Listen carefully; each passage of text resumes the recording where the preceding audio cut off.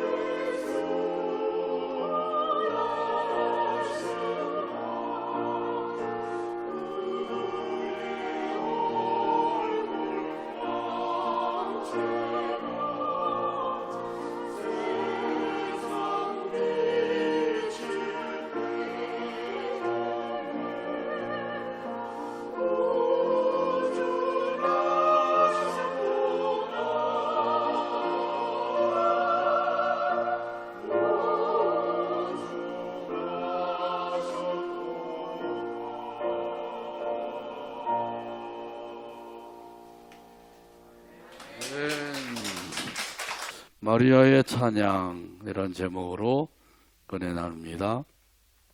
폭탄 충격 증후군이라고 하는 병명이 있습니다. 전쟁터에서 폭탄이 터질 때 그 옆에 있던 동료가 참혹한 모습으로 죽거나 다치는 것을 보게 됩니다. 이런 끔찍한 그 현장을 목격한 그 사람들에게 걸리는 질병입니다. 그 충격으로 사람들이 그 실어증에 걸리기도 하고 불면증에 시달리기도 하고 또는 대인기피증에 시달리기도 한다고 합니다. 그러니까 정상적인 생활을 하기 어렵게 된 것이죠. 세계 2차 대전 후에 이 증후군에 의해서 실어증으로 크게 고통을 받는 퇴역 군인이 있었습니다. 그가 어느 주일 예배에 참석을 했는데 그때 이제 시편 110편에 기록된 말씀을 가지고 거기에 곡을 붙여서 찬양을 드리고 있었습니다. 온 땅이여 여호와께 즐거운 찬송을 부를지어다. 기쁨으로 여호와를 섬기며 노래하면서 그의 앞에 나아갈지어다. 이렇게 찬양을 하는데 그 찬양의 은혜가 되어서 자기도 모르는 사이에 그 찬송을 따라 부르게 되었다고 합니다. 소리를 내어서 찬송하는 모습을 본 그 성도들이 박수갈채를 보내면서 하나님께 영광을 돌렸다고 합니다. 할렐루야. 그 찬송 중에 임하셔서 능력으로 역사하시는 하나님의 능력의 역사인 줄로 믿습니다. 찬송은 누가 부를 수가 있나요? 노래를 잘하는 사람인가요? 감정이 풍부한 사람인가요? 아니죠. 하나님의 은혜를 받은 사람입니다. 오늘 본문에 보게 되면 하나님의 은혜를 받은 사람이 있어요. 마리아이죠. 그래서 하나님을 찬송했습니다. 오늘 본문 46절입니다. 마리아가 이르되 내 영혼이 주를 찬양하며 아멘. 아멘. 이 마리아가 하나님을 찬양했어요. 내 영혼이 주를 찬양합니다. 이렇게 찬양을 드리고 있는 거죠. 마리아가 이렇게 하나님을 찬양하게 된 까닭이 무엇인가요? 그것은 하나님의 은혜를 받았기 때문입니다. 저와 여러분에게도 하나님께서 은혜를 베풀어 주신 줄로 믿습니다. 그 은혜를 생각하면서 우리도 마찬가지로 하나님을 찬송하고 있는 거예요. 예배 시간에 찬송하자 그러니까 그냥 따라서 찬송하는 것이 아니라 하나님의 은혜를 생각하면 그 은혜 안에서 하나님께 찬양을 드리게 되는 것이죠. 어떤 그 은혜가 우리에게 주어졌나요? 그것은 구원의 은혜이죠. 하나님께서 저와 여러분에게 구원의 은혜를 베풀어 주셨습니다. 할렐루야, 할렐루야, 할렐루야. 나 같은 죄인이 구원을 받게 된 것, 이것을 생각하면 그 하나님의 은혜가 너무너무 감사해서 그 감사하는 마음으로 하나님 앞에 찬양을 드리지 아니할 수 없는 것이에요. 그냥 찬송하자니까 억지로 따라 부르는 찬송이 아니라 마음속 깊은 곳에서, 영혼 깊은 곳에서 우러나오는 찬양으로 하나님 앞에 드리는 것이죠. 자, 그렇기 때문에 찬양을 드리는 사람은 감사하는 마음으로 찬양을 드려야 되는 것이죠. 골로새서 3장 16절에 보게 되면 이런 의미에서 말씀하셨어요. 같이 한번 따라서 하죠. 시와 찬송과 신령한 노래를 부르며 감사하는 마음으로 하나님을 찬양하고, 여기 분명히 말씀하시죠. 감사하는 마음으로 하나님을 찬양하라. 감사하는 마음으로 하나님을 찬양하는 거예요. 무엇에 감사한다고요? 하나님의 은혜에 감사하는 것이죠. 그래서 감사하는 마음이 없이 부르는 찬양은, 그것은 하나님께서 기뻐 받으시는 찬양이 될 수가 없는 거죠. 안고 없는 찐빵, 오아시스 없는 사막, 이런 것과 같은 것이죠. 그래서 하나님의 은혜를 생각하면서 감사함으로 부르면 그 찬양을 하나님께서 기쁘게 받아주신단 말이죠. 그래서 하나님이 기쁘게 받아주신다고 하는 그런 의미에서 그 찬송을 찬송의 제사라고 부르는 거예요. 그래서 하나님이 기뻐 받으시는 찬양, 이 찬송의 제사입니다. 우리는 열심히 찬양을 했는데, 그래서 사람들은 잘했다고 박수갈채를 보내는데 그 찬양을 하나님이 받지 아니하신다. 그러면 어떻게 한 거예요? 헛수고한 거죠. 아무리 열심히 찬양을 했어도 하나님이 받지 아니하시는 찬양이다. 헛수고한 거예요. 이런 찬양은 하나님께서 원치 아니하셔요. 정말 하나님이 원하시는 찬양은 하나님의 은혜에 감사해서 그 감사하는 마음을 가지고 찬양을 드리는 거예요. 그러면 그것이 찬송의 제사가 되어서 하나님께서 기쁘게 받아주시는 줄로 믿습니다. 아멘. 그렇기 때문에 찬송은 세상 노래하고는 다른 거예요. 음악성이 좋다고 해서 찬송을 잘한다. 그건 사람들이 듣기에는 잘할 수가 있지만은 하나님이 들으시기에는 잘하는 게 아니에요. 아이고 시끄럽다. 제발 부르지 말아라. 이렇게 될 수가 있단 말이죠. 그러니까 하나님의 그 은혜를 생각하고 그 은혜에 감사하는 마음으로 찬양을 드리어서 우리 하나님이 기뻐 받으시는 찬송의 제사로 항상 드려지게 되기를 주님의 이름으로 축복합니다. 아멘. 여기 찬송의 제사에 대해서는 히브리서 13장 15절에 보면 말씀합니다. 그러므로 우리는 예수로 말미암아 항상 찬송의 제사를 하나님께 드리자. 이는 그 이름을 증언하는 입술의 열매니라. 아멘. 아멘. 찬송의 제사를 하나님께 드리자 이렇게 말씀하고 있죠. 그러니까 우리가 드리는 찬양은 그냥 노래를 부르고 혼자 즐거워하고 그렇게 끝나는 것이 아니라 이건 하나님이 기뻐 받으시는 찬송의 제사라고 하는 것, 이걸 우리가 생각할 때 정말 하나님의 은혜를 생각하면서 감사하는 마음으로 온 마음을 다해서 온 힘을 다해서 찬송을 드리게 되는 것이죠. 여기 보게 되면 예수로 말미암아 하나님 앞에 찬송의 제사를 드리자에, 예수님과 나와 무슨 상관이 있길래 예수로 말미암아 하나님께 찬송의 제사를 드리게 될까요? 예수님은 나의 구원의 주님이신 줄로 믿습니다. 아멘.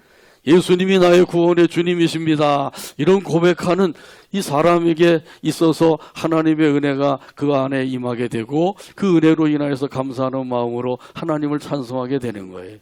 한번 따라서 하실까요? 예수님은 나의 구원의 주님이십니다. 나의 구원의 주님이십니다. 이렇게 믿으시죠? 아멘. 이 믿음을 가지고 섬기는 것, 이게 참으로 중요한 거예요. 아무리 열심히 잘 섬긴다고 할지라도 이 믿음이 없이 섬기는 것은 하나님이 받으시는 산제사가 되지 못한다는 거죠. 예수님은 나의 구원의 주님이십니다. 이 은혜를 우리가 잊지 말아야 돼. 근데 그 은혜를 받고 나서도 쉽게 잊어버리죠. 세상에 이런저런 일 신경 쓰고 그 일을 열심히 하고 하다 보면 하나님께서 주신 그 구원의 은혜를 까맣게 잊어버리고 사는 거예요. 근데 절대로 그건 잊어버려서는 안 될 은혜이죠. 이 은혜를 생각하며 그 은혜 안에서 우리 하나님 앞에 감사하는 마음으로 기뻐 받으시는 찬송의 제사를 날마다 드리며 살아가게 되기를 바랍니다. 아멘. 또한 찬송은 기쁜 마음으로 드려야 되는 거예요. 오늘 본문 47절에서 말씀합니다. 내 마음이 하나님 내 구주를 기뻐하였음은. 아멘. 이 말씀을 쉬운 성경에서는 이렇게 번역을 해놨어요. 내 영혼이 나의 구주 하나님을 기뻐합니다. 좀 더 마음에 다가오죠. 내 영혼이 나의 구주 하나님을 기뻐합니다. 이 마리아는 하나님을 구주라고 부르면서 찬송하고 있는 거예요. 이렇게 찬송한 것은 하나님께서 세상을 구원하신다고 하는 사실을 믿었기 때문이죠. 그 믿음이 있었기 때문에 기쁜 마음으로 하나님을 찬송할 수가 있었던 거예요. 구원하시는 하나님, 이것만 생각을 해도 우리 하나님의 은혜가 우리 마음속에 차고 넘치게 되는 거죠. 예수님을 통해서 구원의 은혜를 부어주시는 하나님이셔요.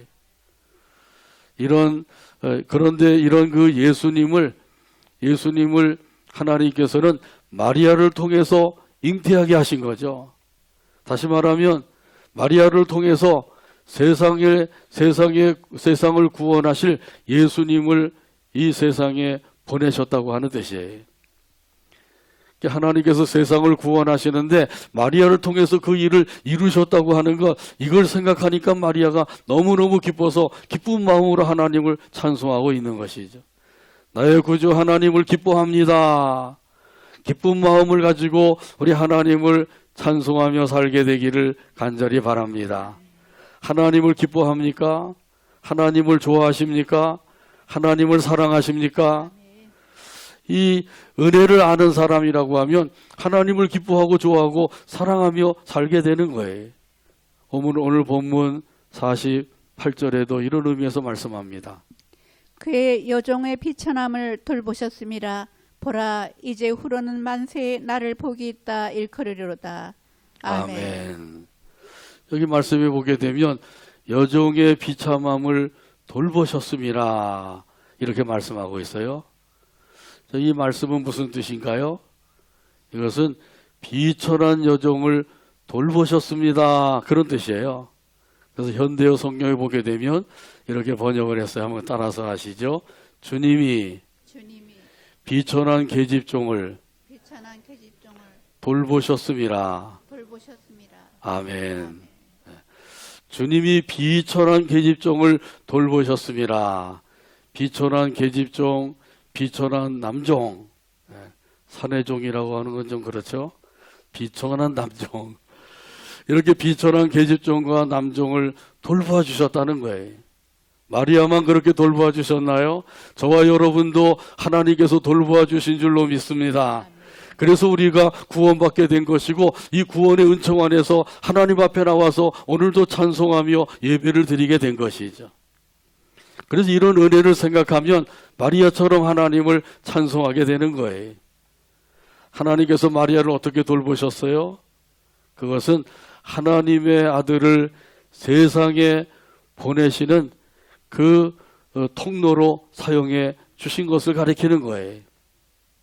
하나님께서 하나님의 아들 예수님을 이 세상에 보내시기 위해서 마리아를 통로로 사용해 주셨다. 우리 방금도 찬송했습니다마는 마리아의 몸을 빌려서 독생성자 예수님을 이 세상에 보내셨다 그랬잖아요. 이런 것처럼 예수님께서는 마리아를 통해서 이 엄청난 큰 일을 이루시는 거예요. 그건 아무에게나 맡겨서 이루시는 것이 아니에요. 많고 많은 세상 사람들 중에서 특별히 하나님께서 마리아를 택하시고 마리아를 통해서 이 일을 맡기시고 이 일을 이루셨다는 사실이죠. 마리아가 이런 사실을 깨닫고 하나님의 은혜에 너무너무 감사해서 그 감사하는 마음으로 하나님을 찬송하고 있는 겁니다. 75력이 넘는 그런 사람들 중에서 특별히 하나님께서 마리아에게 그 일을 맡기셨다는 사실이죠. 그것이 하나님의 은혜인 거예요. 이 은혜를 아는 사람들은 이 마리아처럼 하나님을 찬송하게 되는 거죠. 자, 그런데 하나님께서 저와 여러분에게도 하나님께서 귀중한 일들을 맡겨주셨어요. 우리가 생각할 때는 뭐 별일 아닌 것으로 생각할 수도 있을지 모르지만은 사실은 하나님께서 맡겨주신 일들은 참으로 엄청난 일들인 거예요. 나 같은 비천한 계집종과 남종에게 이런 큰 일을 맡겨주셨다. 이 은혜를 아는 사람들은 그 은혜 안에서 잘 감당할 뿐만 아니라 하나님 앞에 찬양하며 영광을 돌리게 되는 거죠. 내가 아니면 누가 이 일을 할 수가 있겠느냐? 내가 아니면 안 되지. 안 되지가 아니라 이건 꿀돼지예요. 꿀돼지 심보를 가지면 그렇게 되는 거죠. 왜 꿀돼지 심보가 생기게 될까요? 그래서 그 마음에 교만과 오만이 싹터 있기 때문에 그래요. 이런 사람은 하나님의 은혜를 모르는 사람이에요. 그러므로 하나님께서 주신 그 은혜를 깨닫지 못하게 되죠. 깨닫지 못하니까 하나님의 은혜와 그런 상관없이 살게 되는 거예요. 우리 하나님께서 주신 은혜를 깨달아 알게 되기를 간절히 바랍니다. 하나님의 아들을 잉태하여서 세상에 보내시는 일을 하게 하신 것, 마리아는 그것이 하나님의 은혜인 줄 알고 그 은혜에 감사 찬송을 드리고 있는 거예요. 여기 보면 뭐라고 찬송을 사람들이 한다 그래요? 마리아야말로 복된 여인이로다, 복받은 여인이다, 이렇게 찬송하게 될 것이라는 거죠. 보라, 이제 후로는 만세의 날을 복이 있다 일컬으리로다. 마리아가 그걸 내다보고 있는 거예요.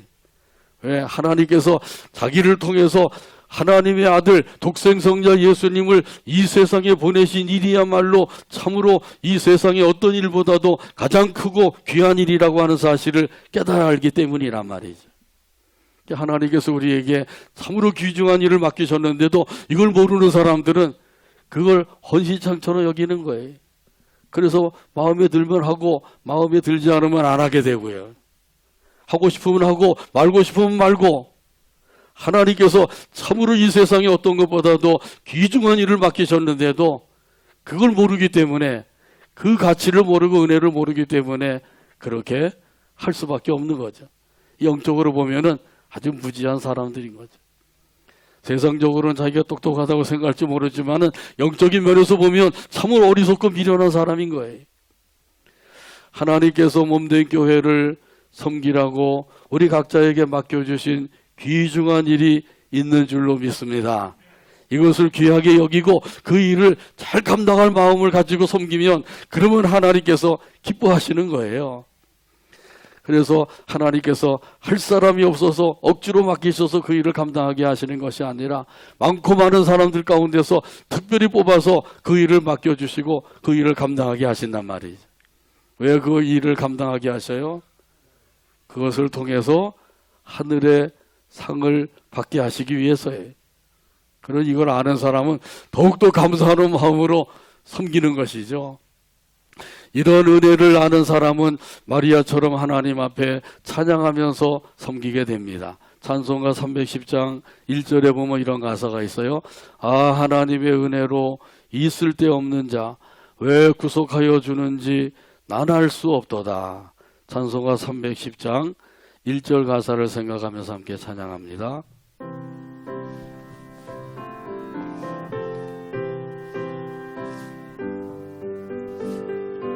아, 하나님의 은혜로 하나님의 은혜로 쓸데없는 자 쓸데없는 왜 자 구속하여 주는지 왜 구속하여 주는지 난 알 수 없도다. 난 알 수 없도다. 내가 믿고 또 의지함은 내가 믿고 또 의지하는 내 모든 형편 아시는 내 주님 모든 형편 아시는 주님 늘 보호해 주실 늘 것을 보호해 주실 것을 나는 확실히 아네. 나는 확실히 아네. 아멘. 아무 쓸모없는 사람, 쓰레기와 같은 인생, 이런 인생을 하나님께서 구속하여 주셨다. 이것이 하나님의 은혜인 것이죠. 이 은혜를 찬송하고 있는 거예요. 나 같은 죄인을 구원해 주신 그 하나님의 은혜를 생각하면서 그 은혜에 늘 감사 찬송하며 살아가게 되기를 주님의 이름으로 축복합니다. 이 세상에 사는 동안에 건강하게 사는 일, 이거보다도 더 큰 일이 하나님께로부터 구원받은 일이에요. 돈을 많이 버는 일, 참으로 귀한 일이지만 그보다 더 귀한 일이 하나님의 구원의 은총을 받은 일이란 말이죠. 좋은 직장에 들어간 것, 이것도 참으로 귀한 일이지만 더 귀한 것은 하나님의 구원의 은총이에요. 다른 사람들이 부러워하는 자리에 올라가게 된 것, 그것도 큰 일이지만 더 큰 일이 바로 하나님의 구원의 역사란 말이죠. 그래서 히브리서 2장에 보게 되면 이 구원을 가리켜서 무슨 구원이라 그래요? 그렇죠. 큰 구원이라고 말씀하고 있어요. 2장 3절에서 말씀합니다. 우리가 이같이 큰 구원을 등한히 여기면 어찌 그 보응을 피하리요. 이 구원은 처음에 주로 말씀하신 바요 들은 자들이 우리에게 확증한 바니. 아멘. 여기 큰 구원을 가리켜서 또 다른 성경 번역 성경에 보게 되면 귀중한 구원이다, 위대한 구원이다, 매우 위대한 구원이다, 이렇게 말씀하고 있어요. 그렇게 믿어지시나요? 아멘. 우리가 받은 구원은 그냥 값없이 받는 것이기 때문에 값없는 것이 아니라 하찮은 것이 아니라 큰 구원이라는 사실이에요. 위대한 구원, 그것도 보통 위대한 것이 아니라 매우 대단히 위대한 구원, 이런 구원이라고 하는 사실이죠. 그런데 우리가 구원받지 못하게 되면 어떻게 되죠? 그러면 제 가운데 살다가 영원한 지옥불에 던져질 수밖에 없는 거예요.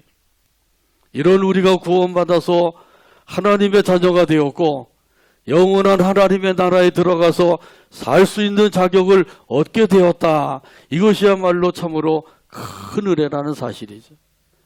하나님께서 나 같은 죄인을 불쌍히 여기셔서 큰 구원을 주셨다. 이 은혜를 생각하면서 우리 하나님 앞에 찬송하며 살게 되기를 바랍니다. 하나님께서 이렇게 찬송하게 되면 그 찬송을 매우 기쁘게 받으시는 거예요. 그러면 찬송 중에 임하셔서 능력으로 역사하시는 하나님의 그 능력의 역사를 체험하며 살 수가 있단 말이죠. 하나님께서 저와 여러분에게 이미 큰 일을 행하셨어요.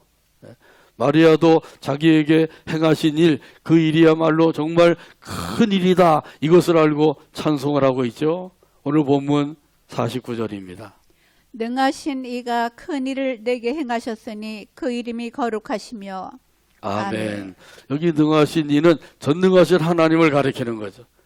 전능하신 하나님께서 나에게 큰 일을 행하셨다. 이렇게 찬송하고 있어요. 저와 여러분도 마찬가지로 이렇게 찬송을 해야 되는 거죠. 전능하신 하나님께서 나에게 큰 일을 행하셨습니다. 할렐루야. 아멘. 할렐루야. 아멘.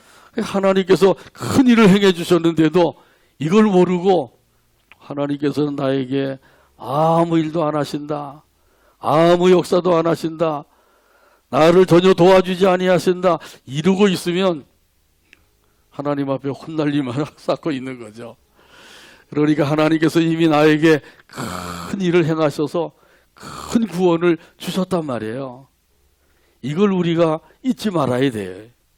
마리아는 그걸 알고 하나님 앞에 하나님께서 나에게 큰 일을 행하셨습니다. 이렇게 하나님을 찬송하고 있잖아요. 하나님의 아들을 잉태하게 하신 일, 이거보다 더 큰 일이 어디 있겠어요. 그래서 그 아들을 통해서 세상을 구원하신다. 얼마나 큰 일이냐 말이죠. 마리아는 그걸 알기 때문에 하나님 앞에 이와 같이 찬양을 하고 있는 거예요. 사실 알고 보면 이 마리아가 남편인 요셉 모르게 임신을 하게 되었다. 그게 알려지면 어떻게 돼요? 율법에 의하면 돌에 맞아 죽어야 돼요. 그런데도 마리아는 하나님께서 나에게 큰 일을 행해 주셨다고 하는 그 사실을 생각하니까 그 모든 것들은 다 소용이 없는 거예요. 그리고 그 일만 생각하면서 하나님 앞에 찬송을 드리고 있다는 사실이에요. 마리아에게 하나님의 아들을 잉태하게 하셨는데 어떻게 잉태하게 하셨죠? 그렇죠. 성령으로 잉태하게 하신 거예요. 남자 없이 처녀 혼자서 임신을 하게 되었다는 거예요. 이게 믿어지시나요? 안 믿어지시나요? 믿으시죠? 아멘. 동정녀 마리아를 통해서 예수님께서 잉태하여 이 세상에 태어나셨다. 이 사실을 믿으시잖아요. 아멘. 이 사실을 믿는다고 하는 것, 이 역시 큰 일인 거예요. 인간의 이성을 가지고는 이 일을 믿을 수가 없어요. 아니 어떻게 처녀 혼자서 임신을 하고 아이를 낳을 수가 있느냐? 남자 없이 그렇게 할 수가 있다는 거냐? 이건 도저히 과학적으로 의학적으로 이해할 수가 없는 일이죠. 그런데도 이 일을 우리가 믿고 있단 말이죠. 이게 바로 큰 일인 거예요. 아무나 믿는 것이 아니라 하나님께서 그 믿음이라고 하는 것을 우리 마음에 선물로 주셨기 때문에 이런 사람들이 그때부터 믿어지는 거예요. 그동안에는 그렇게도 믿어지지 않던 하나님의 말씀이 어느 순간부터 믿어지기 시작한단 말이에요. 말씀을 읽으면 그 말씀이 그대로 믿어지는 거예요. 이상구 박사에 대해서 저는 전에도 한번 말씀드렸지만은 이분이 그 연세의대를 다닐 때 그때 이제 같이 공부하던 아이들이 어디 갔다 오더니 진리를 발견했다 그러더래. 그 뭐가 진리냐? 성경책을 내면서 이게 진리다. 그 성경책을 펼쳐보니까 거기에 이런 말씀이 나오더래. 노아가 950세를 살았더라. 야, 너희들 이게 믿어지냐? 그랬다는 거죠. 아니, 사람이 어떻게 950살을 살 수가 있어? 이런 허무맹랑한 것을 너희가 믿는다고? 이게 진리라고? 집어치워라. 그 성경을 집어 던져버렸대요. 자, 그런데 이분이 연세대 나와서 의사가 되고 미국에 가서 또 의사 자격증 따고 알레르기 의사 자격증을 딴 거예요. 그건 의사가 딸 수 있는 또 따로 다른 자격증이래요. 그래서 병원을 차려가지고 돈을 많이 벌었는데 돈을 많이 벌고 난 다음부터는 이상한 두려움이 생기더라는 거예요. 내가 이렇게 많은 재물을 모아서 큰 집도 사고 좋은 자가용도 사고 병원도 이렇게 잘 되고 있는데 내가 죽으면 어떻게 될까? 그런 마음이 생기니까 막 두려움이 생기더라는 거죠. 공포심이 막 몰려오더래요. 그런 가운데서 어떤 분이 전도하면서 성경책을 갖다 놨는데 그 성경책을 펼쳐보고 싶은 마음이 생기더라는 거죠. 그래서 펼쳐봤더니 똑같은 말씀이 나오더래요. 노아가 950세를 살았더라. 자, 그런데 그때에는 그 말씀을 보면서 이건 허무맹랑한 말씀이다. 세상에 이런 거짓말이 있느냐 이렇게 생각을 했던 것이 사라지고요. 그래? 노아가 950살을 살아서 그렇다고 하면 누가 950살을 산 것을 보았나? 내가 보지 못하지 않았느냐? 근데 말씀에는 950세를 살았다고 그러지 않느냐? 생각이 바뀌더라는 거예요. 그 생각이 바뀌는 것, 그게 바로 하나님의 은혜를 받았다고 하는 사실을 증거하더라고요. 하나님의 은혜를 받으면 생각이 바뀌어집니다. 하나님의 은혜를 받으면 마음이 바뀌어집니다. 하나님의 은혜를 받으면 삶이 바뀌어지게 됩니다. 전에는 그저 이 세상 것을 쫓아가면서 그거 하나라도 더 얻으려고 그렇게 부단히 힘쓰고 애쓰고 이러면서 살아왔는데 이제는 생각이 바뀌니까 그런 것이 아닌 거죠. 어떻게 살게 돼요? 하나님의 영광을 위해서 살게 된단 말이죠. 내가 이렇게 사는 것이나 이제부터는 하나님의 영광을 위해서 살아야 되겠다 이런 마음을 갖게 된단 말이죠. 이게 바로 하나님의 은혜를 받은 사람의 삶이에요. 오병이어의 표적을 믿으시나요? 오병이어의 표적을 믿으시나요? 그래도 안 믿는 분들이 계신가 보네. 오병이어의 표적을 믿으시나요? 혹시 오병이어의 표적은 동화처럼 생각을 하고 있지 않나요? 동화 속에 나오는 이야기, 또 전설 따라 삼천리, 옛날에 많이 나왔죠. 이 전설 따라 삼천리에 나오는 이야기처럼 생각을 하고 있지 않느냐 말이죠. 이 오병이어의 사건은, 이 사건은 팩트예요. 사실이란 말이죠. 성경에 기록된 이 말씀은 꾸며서 만들어 놓은 얘기가 없단 말이에요. 사실만 이야기한 거죠. 사실만 기록하고 있는 거예요. 이 표적을 통해서 나타내시고자 하시는 하나님의 뜻이 무엇일까요? 그것은 자연계를 주관하시는 하나님의 아들이요 메시아다, 이 사실을 증거하고자 하는 것이에요. 이런 사실을 알고 믿으면 그런 사람들은 그때부터 구원함을 받고 큰 구원의 은총 안에서 살게 된단 말이죠. 근데 단순히 오병이어의 표적을 행하신 예수님만을 믿고 이런 예수님을 따라가며 사는 사람들, 그런 사람들은 배불리 먹고 살 수가 있을지 모르지만은 그들에게는 무엇이 없어요? 구원이 없는 거예요. 이 세상에서는 잘 먹고 잘 살 수 있을지 모르지만은 구원을 받지 못하게 된단 말이죠. 어떤 게 더 중요해요? 이 세상에서 잘 사는 게 중요한 거예요? 아니면 구원을 받는 게 중요한 것인가요? 구원을 받는 것인 줄로 믿습니다. 우리에게 큰 구원을 주신 하나님이셔요. 이것이야말로 우리에게 행하신 큰 일이라고 하는 사실을 꼭 믿으시길 바랍니다. 믿으시길 바랍니다. 마리아를 통해서 하나님의 아들 독생성자 예수님을 잉태하게 하시고 이 세상에 보내신 일, 그 역시 큰 일이란 말이죠. 이런 큰 일을 행하신 분이 거룩하신 하나님이셔요. 그래서 오늘 찬송에도 보면 마리아가 찬양하죠. 우리 하나님은 거룩하시도다. 거룩하신 하나님이셔요.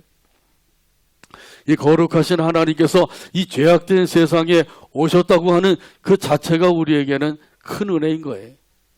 제가 어릴 때 시골에서 그 뒤뜰에 돼지우리를 만들어 놓고 돼지를 키웠거든요. 근데 지푸라기를 갖다 놓고 그렇게 해서 그 한쪽에서 이제 마른 지푸라기 위에서 돼지를 자게 하는데 거기서 먹고 싸고 이렇게 사니까 나중에는 그 돼지우리 안이 질척질척해져 가지고 온통 그냥 오줌똥으로 뒤덮여 있는 거죠. 돼지가 그 가운데 살고 있어요. 그런데 그런 돼지우리에 들어가서 한 달 동안 네가 살아라 그런다면 어떻게 되겠어요? 그런 돼지우리에 들어가서 한 달 동안 살 수 있겠나요? 살 수 없겠죠. 그런데 이 죄악된 세상은 그 돼지우리보다도 더 더러운 세상이에요. 하나님이 보실 때 이 죄악된 세상은 너무너무 더럽고 추하고 볼품없는 세상이란 말이죠. 그런데 이런 세상에 거룩하신 하나님께서 독생 성자 예수님께서 이 세상에 오셨다고 하는 그 자체가 우리에게는 참으로 큰 은혜라고 하는 사실이에요. 그래서 마리아가 찬양하고 있는 거예요. 하나님은 거룩하시도다. 이 거룩하시도다. 이 사실만 우리가 깨달아도 그 거룩하다고 찬송하는 이 찬송 속에 하나님의 은혜가 듬뿍 담겨져 있는 거죠. 더 나아가서 우리 하나님은 궁일하신 하나님이셔요. 그 궁일하신 하나님을 찬송하고 있죠. 오늘 본문 50절입니다.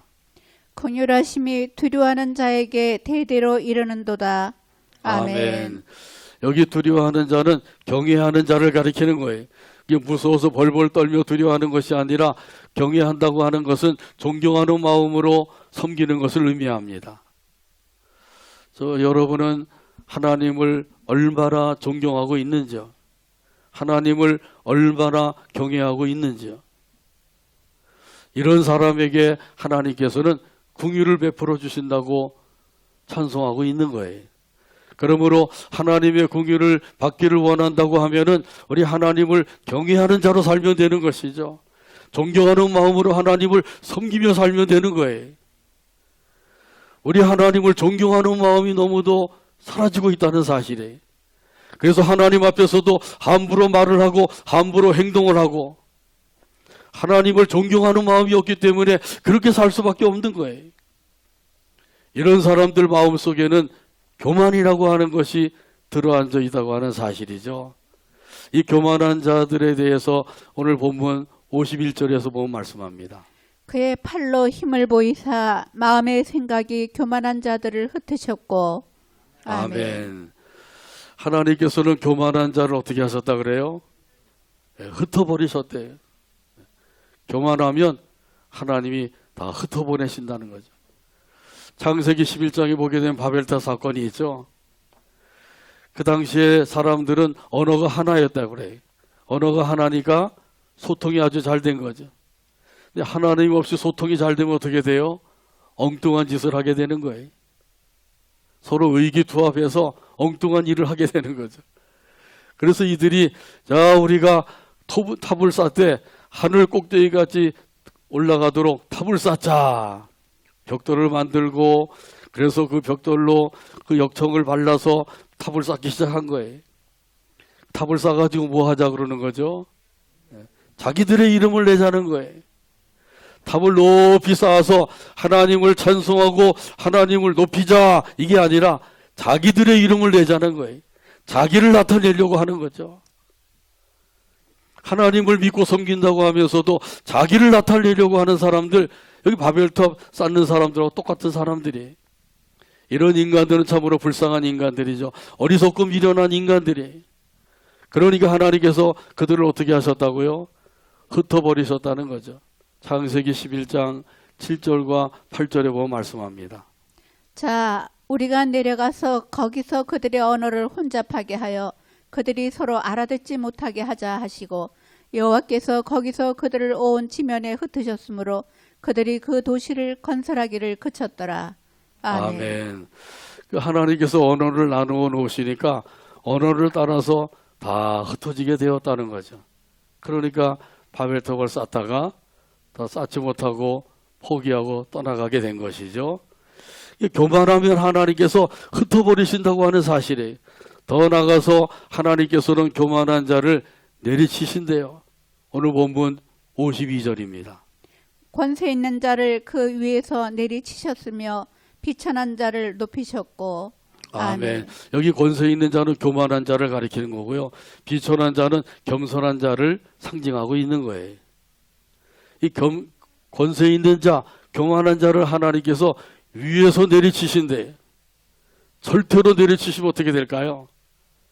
그러면 살아남을 사람이 없는 거죠. 헤롯 왕도 하나님께 돌려야 될 영광을 자기가 가로챘어요. 자기가 그 영광을 받게 된 것이죠. 그랬더니 하나님께서 그 헤롯 왕을 치셨다 그러죠. 충이 먹어서 죽었다 그랬어요. 하나님 앞에서 교만을 떨게 되면 그러면 하나님께서 그를 내리치신대. 잠언 16장 18절에서도 이런 의미에서 말씀하셔요. 교만은 패망의 선봉이요 거만한 마음은 넘어짐의 앞잡이니라. 아멘. 한번 따라서 하죠. 교만은 패망의 선봉이요 패망의 선봉이요 거만한 마음은 거만한 마음은 넘어짐의 앞잡이니라. 넘어짐의 앞잡이니라. 아멘. 아멘. 하나님 앞에서 절대로 교만하면 안 돼요. 교만해진 것 같으면 즉시로 하나님 앞에 엎드려야 돼요. 제 마음속에 교만이 들어왔습니다. 용서해 주세요. 이거 다 몰아내 주세요. 예수의 피로 깨끗이 씻겨주세요. 이렇게 해야 된단 말이죠. 안 그러면 하나님께서 흩어버리시고 내리치신다 그러잖아요. 얼마나 무서운 말씀이에요. 하나님께서 이미 말씀을 통해서 경고해 주셨으니까 우리는 그 경고를 믿음으로 받아서 그 믿음 안에서 살면 되는 거예요. 반대로 겸손한 자에게는 무엇을 주셔요? 은혜를 주신다 그러죠. 그러므로 겸손한 마음을 갖게 되기를 바랍니다. 겸손히 섬기게 되기를 바랍니다. 이 교만한 자는 조금만 힘들고 어려워도 못 살겠다 죽겠다 이렇게 또 옴살을 부리고 그렇게 힘들게 해요. 근데 또 조금만 잘 살게 되면 어떻게 돼요? 우쭐거린단 말이죠. 그러니 하나님께서 이거 힘들게 할 수도 없고 또 잘 살게 할 수도 없고 교만한 사람은 이렇게도 저렇게도 하기가 어려운 거예요. 그러니까 하나님께서 원하시는 건 겸손이란 말이죠. 겸손한 마음을 가지고 섬기는 것, 이것이 바로 우리 예수님을 닮는 삶이에요. 예수님은 마음이 어떻다고 그러셨어요? 온유하고 겸손하다 그랬죠. 나는 마음이 온유하고 겸손하다. 예수님께서 말씀하셨어요. 겸손한 마음을 가지고 섬기는 사람은 예수님을 닮는 사람이에요. 예수님을 닮아야지 이 세상을 닮으면 되겠어요? 더군다나 마귀를 닮으면 되겠냐 말이죠. 안 되겠죠. 그래서 오늘 본문 53절에도 이런 의미에서 말씀을 주셔요. 줄이는 자를 좋은 것으로 배불리셨으며 부자는 빈손으로 보내셨도다. 아멘. 여기 부자 역시 교만한 사람이에요. 줄이는 자는 겸손한 사람을 상징하고 있는 것이고요. 그 부자는 재물로 인하여서 교만해진다는 것이죠. 조금 남보다 잘 살면 또 교만해지고 또 물질이 좀 풍성해지면 그것 때문에 그걸 의지하면서 교만해지고. 그럼 겸손하려면 어떻게 돼요? 겸손하려면 재물이 없으면 될까요? 재물이 없어도 또 교만한 사람도 있잖아요. 그러니까 겸손해지려면 모든 물질의 소유주는 하나님이시다 이렇게 믿으면 되는 거예요. 그렇잖아요. 모든 물질의 주인이 하나님이셔요. 내가 주인이 아니란 말이죠. 내가 주인이라고 생각하는 사람들은 교만한 사람인 거예요. 마음이 부한 사람들이죠. 그러니까 이런 사람들은 이래도 저래도 탈인 거예요. 마리아는 교만한 자는 흩어버리시고 겸손한 자는 하나님이 높여주신다 이렇게 하나님을 찬송하고 있잖아요. 우리도 이렇게 찬송하면서 우리 하나님 앞에서 늘 겸손히 섬기며 살게 되기를 바랍니다. 이런 의미에서 오늘 본문 54절 55절 두 절 말씀 찾아서 같이 한 목소리로 읽고 오늘 말씀을 맺습니다. 그 종 이스라엘을 도우사 긍휼히 여기시고 기억하시되 우리 조상에게 말씀하신 것과 같이 아브라함과 그 자손에게 영원히 하시리로다 하니라. 아멘. 기도합니다. 하나님 아버지 감사합니다. 오늘도 사랑해 주시고 인도해 주셔서 아버지 하나님께 영광 돌리게 하시고 말씀을 받게 하여 주시니 감사합니다.